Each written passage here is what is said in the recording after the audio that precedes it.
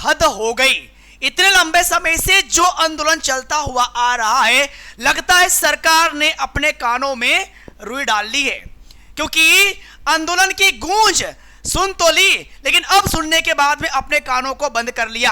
तमाम प्रकार के प्रलोभन देने का प्रयास किया, लेकिन फिर भी अगर बात नहीं बनी तो अब यह सोच रहे हैं कि भाई जो हो रहा है होने दो, आंदोलन कर रहे, आंदोलन करने दो, एक समय के बाद में चुप हो जाएंगे। ऐसी मनसा लेकर के सरकार चुपचाप अपने कान बंद करके बैठ गई है।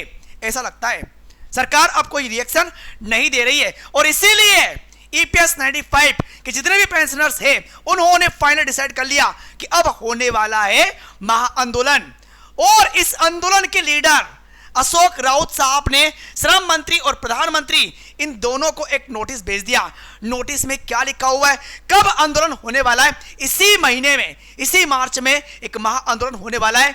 एक नहीं, पूरे देश में जितने भी ईपीएफओ कार्यालय है सब के सामने धरना प्रदर्शन होगा। लेकिन कब होगा वो महाआंदोलन, पूरा नोटिस आप लोगों को आज मैं इस वीडियो में दिखाने वाला हूं। उस नोटिस को पढ़िएगा और डेट भी उसमें क्लियरली दी गई है कि उस महाआंदोलन में आप लोगों को भी भागीदार बनना है। ठीक है, चलिए तो बढ़ेंगे आगे। सारी जानकारी आपको इस वीडियो में आज मिलने वाली है। आंदोलन के पीछे जाने का विशेष रीजन क्या है? भाई रीजन ये है, हमने पूरी कोशिश की, हमने स्टार्टिंग में आंदोलन किए, धरना प्रदर्शन किया कि भाई गवर्नमेंट ये सुनेगी, जानेगी, तमाम प्रकार से, चाहे जंतर मंतर, चाहे रामलीला मैदान, जितने भी पेंशन हकदार, जितने भी पेंशनर से, सबने आंदोलन किया। ठीक है सर, किया। भाई अशोक राउत जो कि एज ए लीडर के रूप में इस आंदोलन को लीड कर रहे हैं, इन्हें गिरफ्तार किया। ठीक है सर, वार्निंग भी दी हम लोगों ने कि भाई देख लो, अभी गवर्नमेंट आपकी है, लेकिन आने वाला समय फिर से इलेक्शन होगा, तब हम सरकार पलट भी सकते हैं, बना सकते हैं तो पलट भी सकते हैं। ये वार्निंग भी हम लोगों ने इनको दी थी। फाइनली कई पेंशनर्स ऐसे भी थे कि अगर हमारी बात नहीं मानी गई हम तो खुद को आग लगा देंगे। ठीक है सर, संसद में मुद्दा गया, कैबिनेट की बैठक हुई, निर्मला सीतारमण जी, श्रम मंत्री, केंद्रीय श्रम मंत्री मनसुख मंडाविया साहब, सबने प्रलोभन दिए, सबने हमें आश्वासन दिया भाई हम करेंगे। कब करेंगे? इन महोदय ने भी कई प्रकार के नियम चेंज किए, किन्होंने? ईपीएफओ ने। लेकिन हुआ क्या? कुछ नहीं हुआ। भाई जहां पर सुप्रीम कोर्ट हमारे पक्ष में था, क्योंकि पेंशनर सुप्रीम कोर्ट भी गए, सुप्रीम कोर्ट ने फैसला दिया कि भाई पेंशनर्स को उनका हक देना चाहिए, हर पेंशन उनको अलाउ कीजिए। उसके बाद भी इन्होंने क्या किया? सुप्रीम कोर्ट के फैसले का भी उल्लंघन किया। तो अब तो भाई जाती हो गई, अब नहीं चलेगी। तब जाकर के जितने भी पेंशनर्स थे ईपीएफओ 95 के, उन्होंने फाइनली एक नोटिस पहुंचा दिया है श्रम मंत्री को भी और प्रधानमंत्री को भी कि अब हम इस तारीख को आंदोलन करने वाले हैं। अब आपके मन में प्रश्न आ रहा होगा, सर हमें नोटिस बताइए। नोटिस देखो भाई साहब, नोटिस अगर आप देखोगे तो फिलहाल मैं आपको यह क्लियर कर दूं, सुप्रीम कोर्ट के आदेश का उल्लंघन ईपीएफओ ने क्यों किया? क्योंकि यह बात भी हम लोग जान गए थे 15 लाख करोड़ का खर्चा आएगा। भाई सर इतना हम लोग वहन नहीं कर सकते, ऐसा ईपीएफओ ने कहा, ईपीएफओ ने कहा। लेकिन बात यहां पर यह भी तो आ रही है कि भाई वो तो उनका हक का पैसा है, आपको देना पड़ेगा।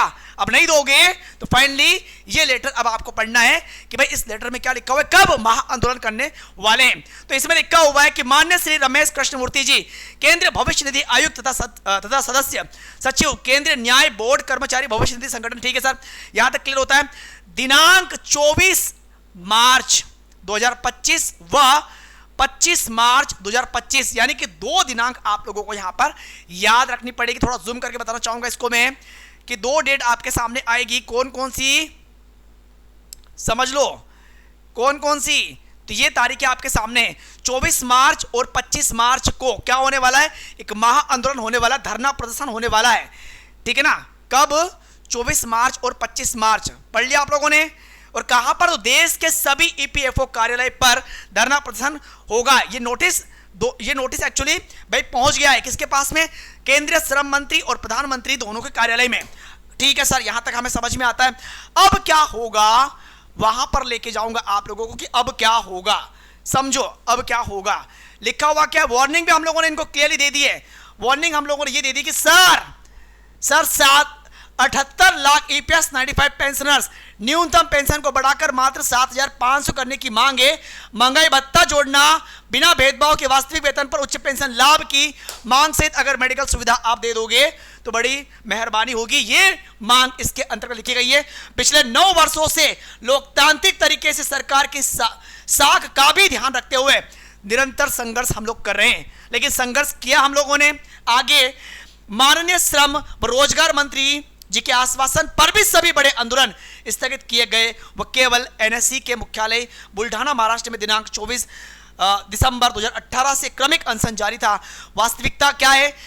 ईपीएस 95 की मांगों पर माननीय श्री डॉक्टर मनसुख मांडविया श्रम व रोजगार मंत्री सकारात्मक है, लेकिन दुख इस बात का है कि एनएससी की मांग के अनुसार एक विशेष सीबीटी मीटिंग बुलाकर मिनिमम पेंशन 1000 को बढ़ाकर 7,500 करने का प्रस्ताव अभी तक सीबीटी मीटिंग में मंजूर नहीं कराया। अगर सीबीटी मीटिंग में यह प्रस्ताव मंजूर हो जाता है तो भाई साहब हमारा आंदोलन ईपीएस 95 पेंशनर्स का सक्सेस हो जाएगा। यहां तक हमें समझ में आ गया होगा आप लोगों को। आगे देखोगे तो यहां पर कई प्रकार की आपत्ति आपको देखने को मिलेगी। इन्होंने यह भी कहा कि यदि खास करके आपने इन तमाम चीजों को ध्यान में नहीं रखा, 24 मार्च 2025 और 25 मार्च 2025 को शांतिपूर्वक धरना प्रदर्शन करेंगे। पूरे देश में जितने भी ईपीएफओ कार्यालय सभी पर, जिलाधिकारी कार्यालय पर माननीय प्रधानमंत्री जी के नाम का ज्ञापन भी सौंपेंगे और यदि मांगे शीघ्र पूरी नहीं की जाती है तो दिल्ली सहित देश भर में व्यापक प्रदर्शन करने पर विवश होना पड़ेगा, जिसका पूर्ण उत्तरदायित्व आपका होगा। तो याद रखना वो 2 दिनांक भाई साहब, एक 24 मार्च और एक 25 मार्च। अब इस लेटर का रिएक्शन क्या होगा गवर्नमेंट के माध्यम से, इंतजार है बस उस चीज का।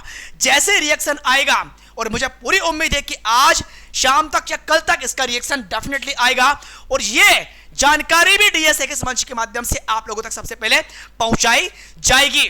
तो फिलहाल हमारे द्वारा ईपीएफओ 95 पेंशनर्स के द्वारा जो नोटिस श्रम मंत्री और प्रधानमंत्री कार्यालय गया हुआ है, अब इसका रिजल्ट क्या होगा और वास्तविकता में जिस प्रकार से नोटिस गया है, भाई मुझे तो बड़ी खुशी है, क्योंकि गवर्नमेंट को जगाने का सबसे बेहतर तरीका यही है कि अब महा आंदोलन किया जाए। दिनांक हमारे पास में है, कल तक इस पर प्रतिक्रिया आ जाएगी, और नहीं आती है तो फिर महा आंदोलन होगा और डेफिनेटली बहुत जल्दी आपकी जितनी भी मांगे वो पूरी होगी। क्योंकि इसमें यह भी क्लियर कर दिया गया है कि केंद्रीय श्रम मंत्री डॉक्टर मनसुख मांडविया ये सकारात्मक है, लेकिन अगर सरकार बहरी बन के बैठी हुई है तो उससे भी जगाएंगे इस महा आंदोलन के माध्यम से। तो आप सभी लोग रेडी होंगे इस आंदोलन में। उम्मीद यह भी जताई जा रही है कि इस आंदोलन के होने से पहले डेफिनेटली गवर्नमेंट कुछ ना कुछ सकारात्मक प्रतिक्रिया देगी।